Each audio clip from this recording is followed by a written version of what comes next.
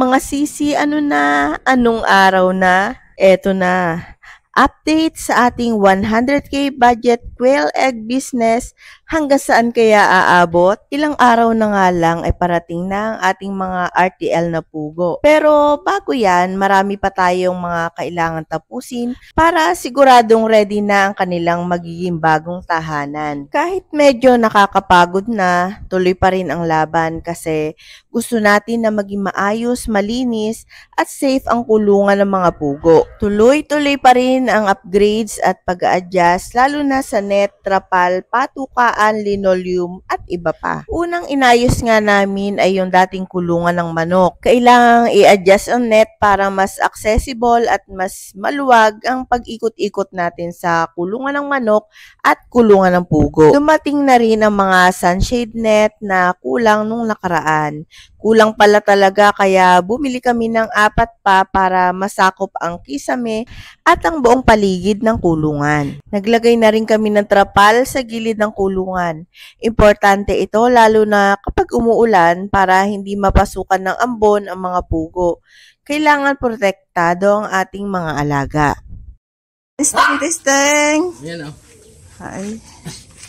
Ay, ba't hindi na baba? Tingnan mo, stuck up dyan. Oh. Nung nilipir ba yan, yan na talagang titi. Ito, tingnan mo. Ari, dito kita man. Sa bakal. Ay, hindi. Ayaw bumaba. Ayaw na, sabit nga eh. Oh. Pero dyan sa kabila, okay. Oh. See? Tinesting na rin namin kung gumugulong ng maayos ang mga itlog mula sa cage papunta sa panahod. Hindi kasi pwedeng ma-stuck o mabasag, sayang.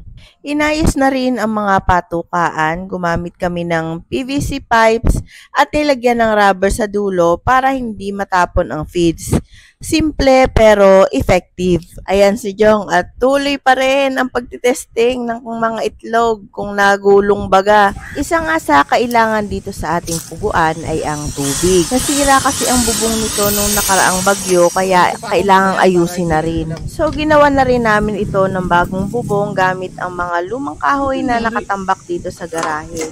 No need nang bumili, tipid-tipid din pag may time. Maya-maya nga ay aba, ang ating manager ay relax lang, pangangain ng santol. May puno kasi dito sa likod na maraming bunga. Syempre, libre merienda na siya. Isang essential nga sa kulungan ay ang panahod ng ipot. Ang naisip namin, gumamit ng linoleum para mas madaling linisin. Aday, nakita mo na? Nakita ko na, Pink! Alam mo kung bakit?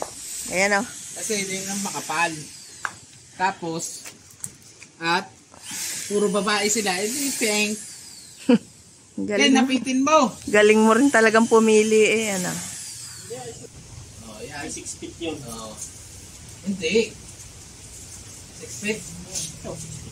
Ilan ang hati nun? 6 feet. 3. May sobra na anak.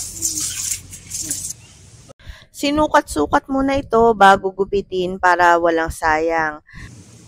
May ano kayo, lagyan din natin ng linoleum ito. Yan. Sahig nila. Oo nga anak. So, ganda pala eh.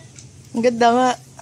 So, si Jong nga ang pumili ng kulay at ito nga at pink ang napili.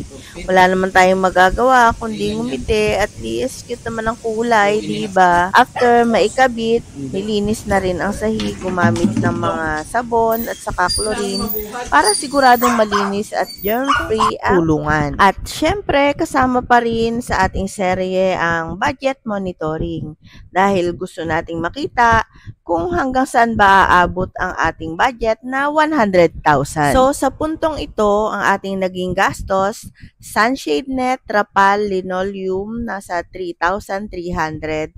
Tapos, 2 araw na labor, 1,000 pesos. Total of 4,300. Sa last update nga natin ay meron pa tayong natitirang 87,200. So, 87,200, ibawas natin ang expenses and labor na 4,300. So, ang natitira nating budget ngayon ay 82,900. 1,900. Konting tipid, konting diskarte, pero laban pa rin sa goal natin na mapalago ang ating maliit na negosyo. Dahan-dahan nang nabubuo ang ating kulungan. Malapit na. Konting adjustment na lang, ready na para sa ating mga pugo. Kaya kung gusto nyong patuloy na masubaybayan ang aming journey sa aming maliit na negosyo, huwag kalimutang mag-like, follow, and subscribe. Hanggang sa susunod na kabanata, see you on my next vlog!